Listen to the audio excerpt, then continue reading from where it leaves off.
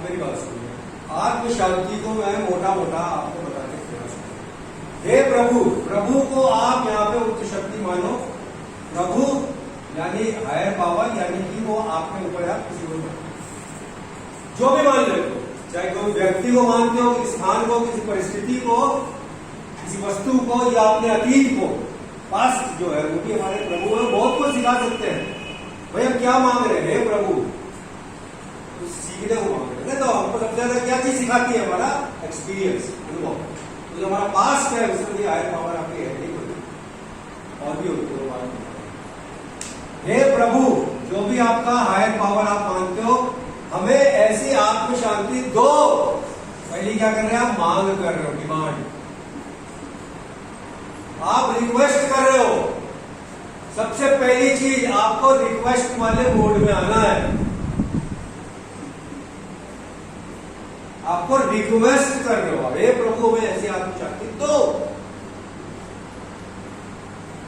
ठीक है, रिक्वेस्ट करना है आपको। ध्यान रखिएगा प्रभु से, किस चीज की? आत्म शांति की, सेरेनिटी, आत्म शांति की मांग करनी है आपको, रिक्वेस्ट करनी है। हाथ जोड़ के, विनम्र हो के, पैर छू के, क्योंकि वो आपकी जरूरत है। आत्म शांति यानी मन की शांति, यानी आत्मिक शांति, यानी कि आपकी बुद्धि की शांति, कि मुझे एक आत्म शांति प्रदान करो। आत्म शांति क्या होती है? एक मानसिक स्थिति होती है, स्टेट होती है। मुझे ऐसी मानसिक स्थिति प्रदान करो। स्थिति है क्या? तो पढ़े लिखे नहीं ना ज्यादा, स्कूल कॉलेज में गोली किया हमने, इस वजह से मेरा माइंड भी नहीं आता। हमने पढ़ा ही नहीं, जब हम बदरीगिरी करी, आवारागर्दी करी, आती नहीं। तो प्रभु से रिक्वेस्ट करनी आत्म शांति के लिए। आत्म शांति एक ऐसी मानसिक स्थिति होती है जहां पर आपका मन शांत होता है, जहां पर आपको मैं कुछ बताऊं तो आपको समझ सकते हो। दूसरा कोई बोले, 99% क्या है? सामने वाला बोल रहा है, पहले तो हम सुन ही नहीं रहे, है ना? सुन रहे तो समझ नहीं रहे, है ना?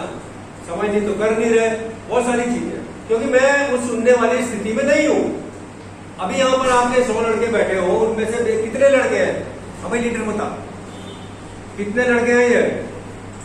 जी अभी, हाँ, और कब?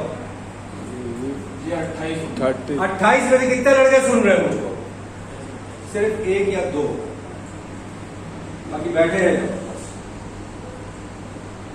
सिर्फ बैठे, फिजिकली, शारीरिक रूप से मौजूद है, मानसिक रूप से ये भी बता सकता हूं कौन कहां घूम रहा है। क्या एक मैं ऐसी मानसिक स्थिति दो जहां पर मैं चीजों को समझ सकूं, जहां कोई बताए तो मैं कम से कम समझ तो सकूं। तो अभी वो बताएगा भी नहीं समझ में तो आएगी नहीं, तो बाउंसर जाएगा उससे, मेरा इंटरेस्ट तो मैं नहीं सुनूंगा। जिससे मैं उन चीजों को स्वीकार कर सकूं जिन्हें मैं बदल नहीं सकता। ऐसी मानसिक स्थिति दो जहां मेरे अंदर मैं स्वीकार कर सकूं कि भाई मैं उन चीजों में स्वीकार कर सकूं कि क्या है, जिन चीजों को मैं बदल नहीं सकता। स्वीकार किसे करना है? जिन्हें मैं बदल नहीं सकता, या फिर जिन्हें मैं कंट्रोल नहीं कर सकता। मैं उनको बदल ही नहीं सकता हूं। मुझे इतना दिमाग दे दो भैया कि मैं उन चीजों को समझ के जाऊं कि मैं ये चीज नहीं बदल सकता हूं, ये चीज बदल सकता हूं। अब क्या है कि शुरू में आपको क्या चीजें आप नहीं बदल सकते हो? आप किसी व्यक्ति को नहीं बदल सकते, किसी भी इंसान को, आपके अपने माता पिता, भाई बहन, पत्नी, बच्चे, या फलाना ठिकाना कोई भी XYZ हो, आप किसी को नहीं बदल सकते। उन्होंने बदल लिया आपको? नहीं बदला।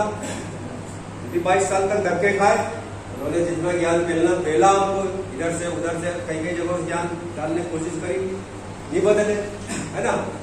वो कब बदले? हम जब हमारे ऊपर हमारे हायर पावर ने कृपा करी। और कृपा कब करेगा? जब मैं रिक्वेस्ट करूंगा। ऐसे नहीं कॉलर पकड़ के आप मांगोगे दे दो तो वो नहीं देगा, ये आपको विनम्र होकर रिक्वेस्ट, प्रार्थना की।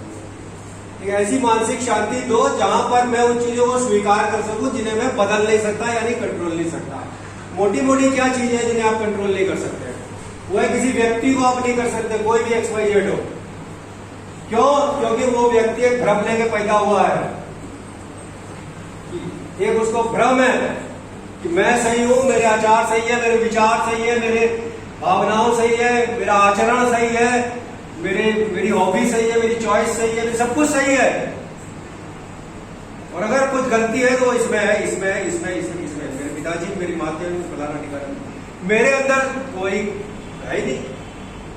क्यों? क्योंकि मैं तो फलाने देवता का अवतार हूं। किसी विशिष्ट कार्य करने के लिए मेरा जन्म हुआ है धरती पर, मैं तो कोई विलक्षण व्यक्ति हूं। ये कैसा ले मुझे बताइए।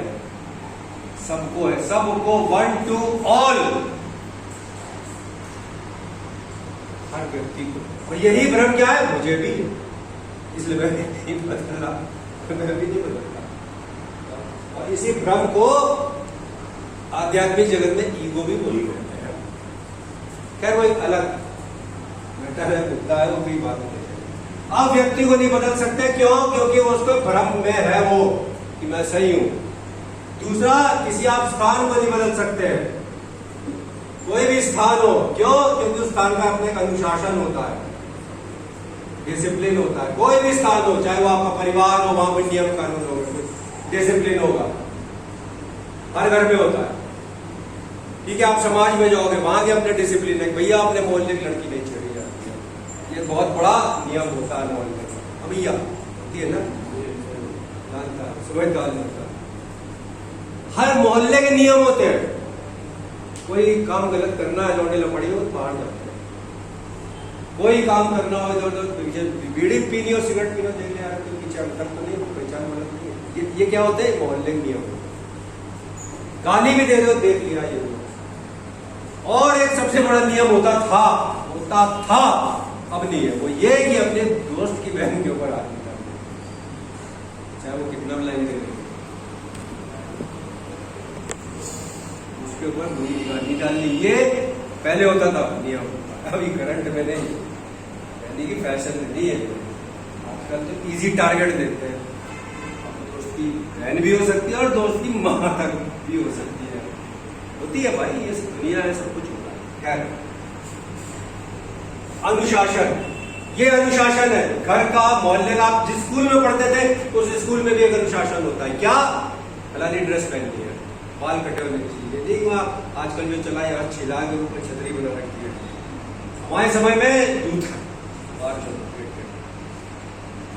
है ना, एक अनुशासन, डिसिप्लिन। गुरु जी भले अंदर से यूं करते हैं, माँ बहन की करते दे रहे हो उसको, पड़ गया सामने तो तुम्हारी आगे तो बड़े उसको यूं दिखा देंगे भी, ये एक डिसिप्लिन स्कूल का है। हर चीज का अपना डिसिप्लिन होता है। यहां तक कि अगर आप याद करोगे तो आपको पता चल जाएगा कि अगर आप लोग जब वैश्यालय गए होंगे, ब्रोथल में, मैंने सबके लिए नहीं, जो गए होंगे उनकी बात करता,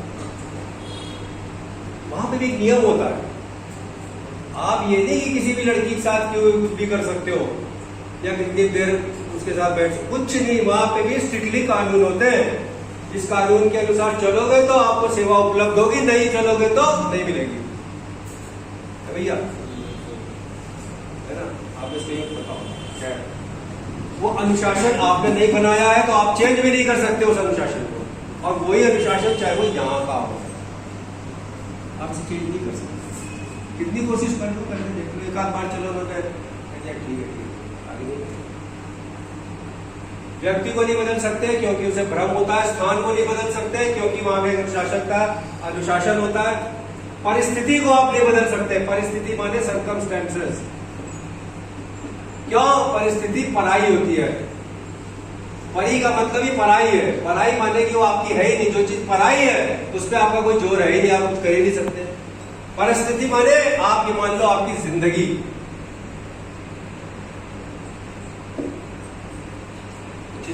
कुछ नहीं कर सकते आप, क्योंकि ये परिस्थिति है। ये जो इवेंट्स हो रहे हैं आपकी लाइफ में, देखिए मैं बड़ी इसकी बात कर रहा हूँ कि शायद आप लोगों में से कईयों के बहुत सारे प्रश्न होंगे इस विषय पे, लेकिन वो भी टाइम नहीं है उसको करने का। परिस्थिति जो चीज पराई, आप अपनी चीज में तो फेरबदल कर सकते हो।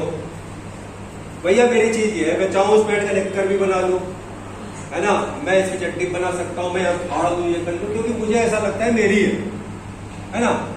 पर अगर कोई चीज दूसरे की है मैं उसको नहीं कर सकता, कर ही नहीं सकता। इसी तरह हर परिस्थिति जो है वो ईश्वर के द्वारा बनाई हुई होती है। पत्ता तक नहीं हिलता उसके मर्जी के खिलाफ। अगर आप लोग यहाँ बैठे हैं तो वो ईश्वर की इच्छा से बैठे, ये बात को मेरे दिमाग में बैठा लो। सीख लो तो ज्यादा अच्छा, नहीं सीख तो जाओगे, एक समय आएगा अब आपको अपने आप पता चल जाएगा कि भला भला समय जो मैं वहां था संस्था में, वो मैं ईश्वर की वजह से था। क्या समझ गए ना आप? व्यक्ति, स्थान, परिस्थिति। परिस्थिति इसलिए क्योंकि वो परिस्थिति है, परि माने पराई स्थिति है, पराई स्थिति है वो, इसलिए उसमें आप छेड़छाड़ नहीं, आपकी अपनी बनाई हुई नहीं है। दूसरी चीज व्यक्ति, स्थान, परिस्थिति और वस्तु। वस्तु हो गया आपका सब्सटेंस। वस्तु का क्या अर्थ है कि आप जो हो, आप उसके गुण धर्म नहीं बदल सकते। गुण माने क्या है, उसके धर्म क्या है, आप बदल नहीं सकते। आप सुझाव दे सकते हो सबने, खैर वस्तु में तो आप सुझाव भी नहीं दे सकते।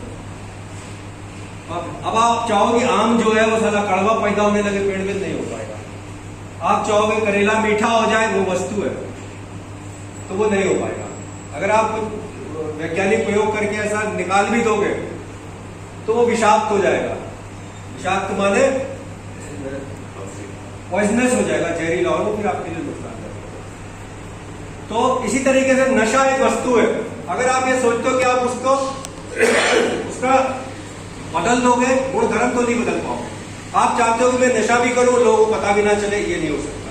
जो नशा करेगा लोगों को पता चलेगा। आप कहोगे मैं नशा करूं और क्या है कि मेरे घर में सुख शांति से सब रहे, मैं भी रहूं, ये भी नहीं हो सकता। आप कहोगे मैं नशा करूं, लाइफ में उन्नति करूं, तो ये भी नहीं हो सकता। ये तो भैया जो करेगा वो डाउन जाएगा, ये तो शाश्वत सत्य है, धर्म है, सनातन धर्म है। जिसने नशा किया वो गया नीचे गटर में। और मैं चाहता हूं मैं नशा करके ऊपर जाऊं, तो मैं डिमांड ही जो वो अनरियलिस्टिक रखता हूं। मेरी जो मांग है वो अवास्तविक, वास्तविक नहीं है, अनरियलिस्टिक है, क्योंकि पूरी हो ही नहीं सकती। इसीलिए नशा कर करके सब जो है वो ऐसी चीज चाहते हैं कि इसका मैं कंट्रोल कर लूं। नशे का जो प्रभाव होता है उसके, वो तो हो ही नहीं सकता ना। मैं नशा शराब पी के आता था, मैं घर में घुसने से पहले सबसे आखिरी कमरे में मेरी माँ बता देती कि आज ये साला पी के आया। बिना आमना सामना हुए मेरी माँ इस बात को पकड़ लेती थी कि आज साला पी के आया। कैसे? क्योंकि आप नशा करते हो या करके आए हो, आप इसको छिपा नहीं सकते।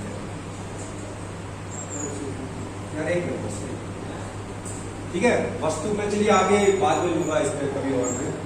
और इसी तरीके से हमारा पास्ट जो है, आप इसे भी नहीं बदल सकते। जो हो गया भैया, आप आगे कुछ नहीं हो सकता। आप सिर्फ पास्ट में क्या है, आपके एक्सपीरियंस है, आप उस एक्सपीरियंस से सीख सकते हो। अब वहां घुस के आप उसे बदल नहीं सकते, तो उससे सीख लीजिए और प्रयास कीजिए कि उसको दोबारा ना किया जाए। क्योंकि अगर आप दोबारा करेंगे तो वही परिणाम आएंगे, अगर आप दोबारा नहीं करेंगे तो वही परिणाम नहीं आएंगे।